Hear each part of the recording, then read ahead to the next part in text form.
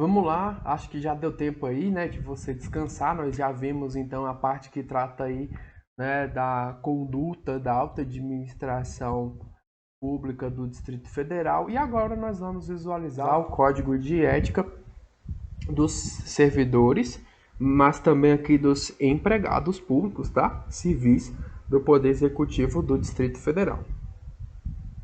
Parte geral.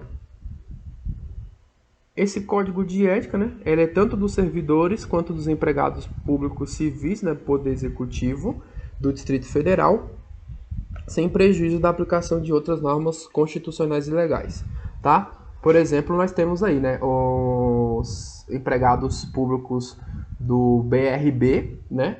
Eles se sujeitam a esse código de ética, mas o BRB também possui ali o seu código de ética também, né? Finalidade do código de ética, então. Tornar claras e acessíveis as regras éticas, né, de conduta a serem observadas e praticadas pelos servidores e empregados públicos. Garantir a necessária integridade, lisura, legitimidade e transparência à administração pública. Preservar a imagem e a reputação dos servidores e empregados públicos do Distrito Federal, cujas condutas estejam aí de acordo com as normas éticas previstas neste código.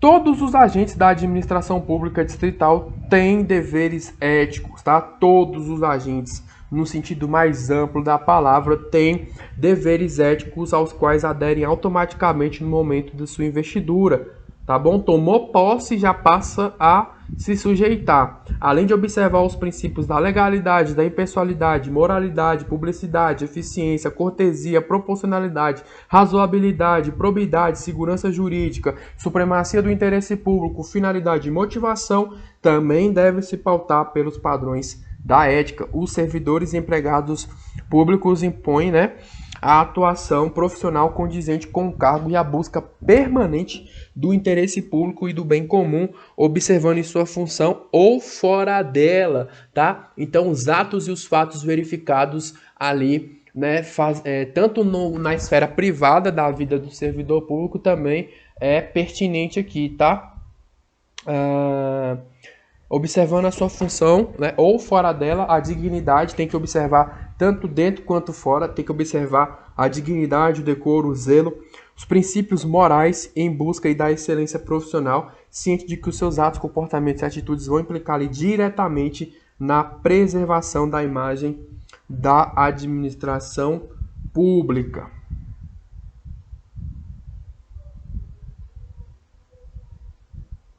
A idoneidade é condição essencial para a ocupação de cargo comissionado pelos servidores ou empregados públicos do Distrito Federal. A gente já viu no código lá de conduta, né, da alta administração, que é preciso ter a idoneidade. E caso algum servidor ou empregado público queira assumir esse cargo comissionado, né, eles precisam também ter a idoneidade, porque é uma condição essencial. A observância do interesse público, especialmente no que diz respeito à proteção e manutenção do patrimônio público, implica o dever de abster-se, né, deve deixar de fazer, né, o agente da prática de ato que importe em reconhecimento ilícito, gere prejuízo à fazenda pública, atente aí contra os princípios da administração ou viole direito de particular, tá bom? Vedações e deveres. O que é vedado ao servidor e ao empregado? Né? É vedado a ele agir com discriminação ou preconceito. Óbvio, né?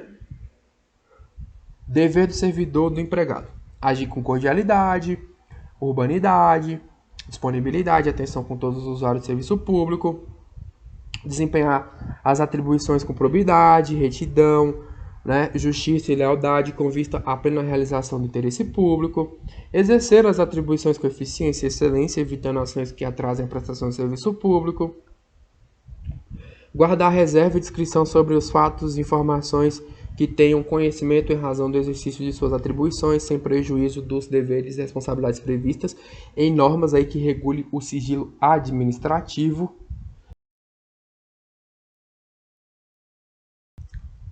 deve ali dar cumprimento às ordens superiores, óbvio que ressalvadas aquelas que sejam ilegais, tá? Vai obedecer uma ordem, mas não vai obedecer aquelas que sejam ilegais. Declarar suspeição, impedimento e eventual circunstância configuradora de conflito de interesses que impliquem em ofensa à legitimidade de participação em processo administrativo, procedimento, decisão monocrática ou em órgão colegiado.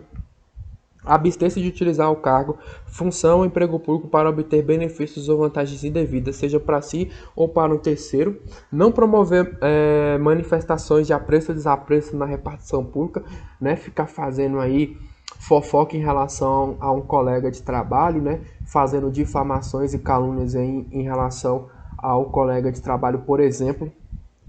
Levar o conhecimento aí da autoridade competente, ato ou fato de que tenha conhecimento, né? Que possa causar um prejuízo à administração pública, né? Ou constituir infração ou violação a qualquer disposição desse código. Abster-se de atuar, né, com proselitismo político, né, a favor ou contra partidos políticos ou candidatos através da utilização do cargo, da função ou do emprego público ou por meio de utilização da infraestrutura, bens ou recursos públicos. Então, aquele servidor, né, que em razão de seu cargo, função, ou até mesmo que utilize ali o aparato do Estado, do Distrito Federal, para tentar convencer aí, né, fazer proselitismo, tentar convencer A ou B a votar em determinado candidato aí. Então, isso aqui é uma coisa que deve ser, né, é uma coisa que deve ser afastada aí pelo servidor, pelo empregado público. Ele também ali não vai participar de transações ou operações financeiras utilizando informação privilegiada da entidade a que pertence ou tem acesso por sua condição, ou exercício do cargo, função, emprego que desempenha, né? nem permitir o uso impróprio da informação para interesse incompatível com o interesse da administração pública. Também ele vai ali, prestar contas da gestão dos bens, direitos, né, e serviços realizados à coletividade no exercício das atribuições, tá bom? Ele também vai atuar com diligência, sobriedade, profissionalismo e comprometimento no exercício das atribuições, vai apresentar seu trabalho com vestimentas ali adequadas ao exercício do cargo da função do emprego público, vai velar pela regularidade e eficácia dos processos ou decisões nas quais intervenha, abster-se também novamente de praticar atos que prejudiquem as funções ou a reputação de outros servidores públicos ou cidadão, guardar a assiduidade, pontualidade, eficiência e eficácia no cumprimento de suas atribuições, comunicar previamente ao superior hierárquico eventuais ausências, né? Tem que fazer essa comunicação prévia, tá? Não se retirar da repartição sem estar autorizado. Qualquer documento, livro, processo ou bem pertencente ao patrimônio público. Então, ele pode fazer a retirada de um documento, né, de um livro, de um processo, desde que ele tenha devida autorização para isso, ele pode. Se ele não tiver, não pode. Não exercer atividade profissional, né, incompatível com os termos desse código, ou associar o seu nome a empreendimento aí de natureza duvidosa que comprometa a idoneidade ou legitimidade funcional, não utilizar sua identidade funcional com abuso de poder ou desvio de finalidade com o objetivo de obter vantagem ou benefício estranho ao exercício do cargo, função ou emprego público, né? Por exemplo, aquelas pessoas que usam de sua posição, né, na administração pública para dar aquela famosa carteirada que a gente fala, né? Não exercer atividade privativa incompatível com o exercício do cargo, função e emprego público, observadas as restrições expostas no artigo 37, inciso 16 da Constituição da República Federativa do Brasil, tá? E também o que dispõe na Lei Orgânica do DF, né? Vedado a acumulação remunerada de cargo público, exceto quando houver compatibilidade, tá bom? No caso aí, 2 cargos para professor, um cargo de professor com outro, seja técnico ou científico, 2 cargos ou empregos privativos de profissionais da saúde, tá? Utilizar os recursos públicos disponíveis com responsabilidade, economicidade, clareza. Proteger e conservar os bens do Estado, devendo utilizá-los, né, para o desempenho das atribuições de maneira racional e eficiente. Resistir a pressões de quaisquer origens que visem a obtenção de favores, benesses ou vantagens indevidas, bem como a adoção de conduta em violação da lei e dos preceitos éticos que orientam a atuação do servidor público e comunicá-las aos seus superiores, assumir a responsabilidade pela execução do seu trabalho e pelos pareceres e opiniões profissionais de sua autoria, apoiando-se em documentos e evidências que permitam convicção da realidade ou da veracidade dos fatos ou das situações apresentadas, de modo a evitar posicionamentos meramente pessoais. Deve manter-se ali atualizado em relação à legislação. É uma obrigação, dever do servidor público, né? Ele não pode ficar ali se eximindo, não conheço a lei, ele é obrigado a estar sempre atualizado em relação à legislação, aos regulamentos e às demais normas relativas ao desempenho de suas atribuições. Ele não deve fazer uso de informações privilegiadas ou recobertas de sigilo em favor de si próprio, parentes, amigos ou quaisquer terceiros. Ele também, no exercício ali das atribuições do servidor ou empregado público, ele deve atuar com comprometimento ético e moral, cujos elementos ali são indissociáveis para o alcance da finalidade social.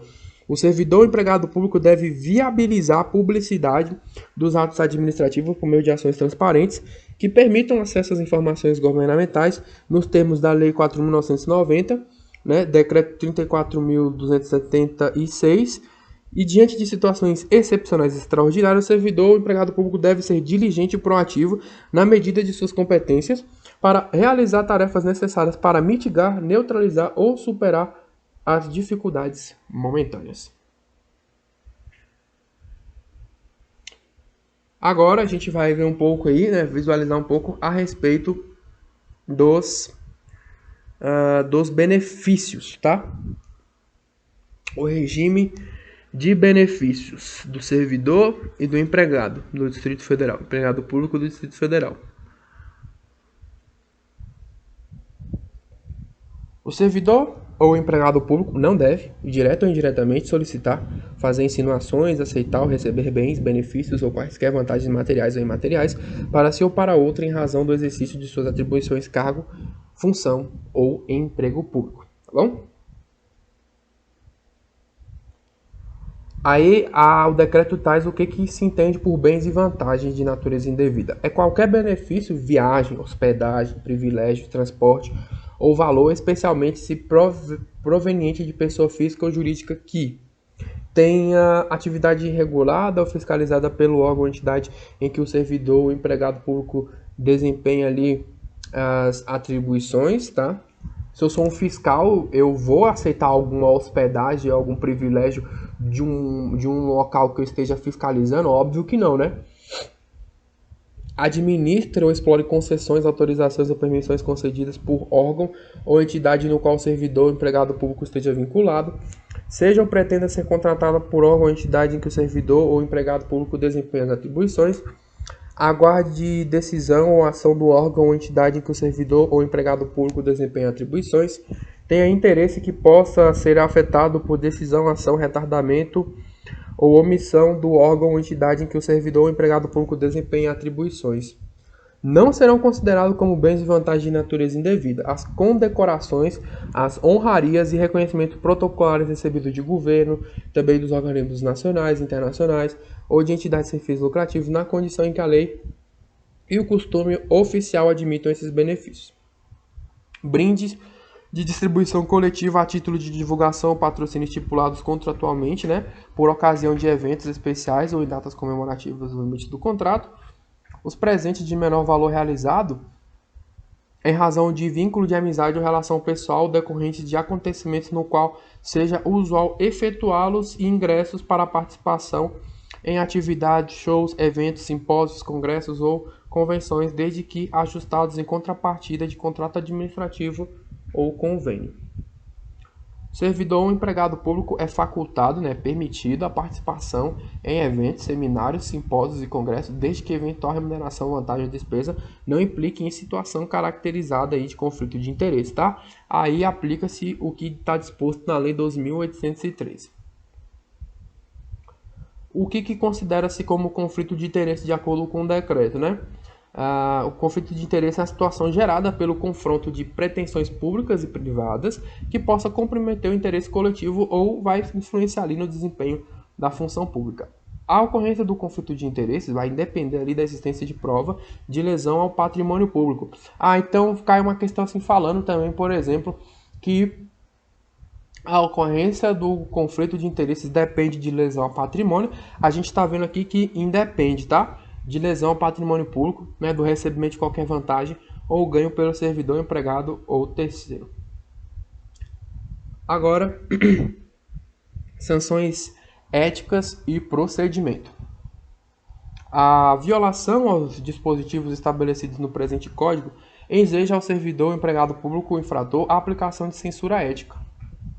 A aplicação da censura ética não implica prejuízo das penalidades previstas no regime jurídico específico aplicável ao cargo, função ou emprego público, nem das responsabilidades penais cíveis e estabelecidas em lei.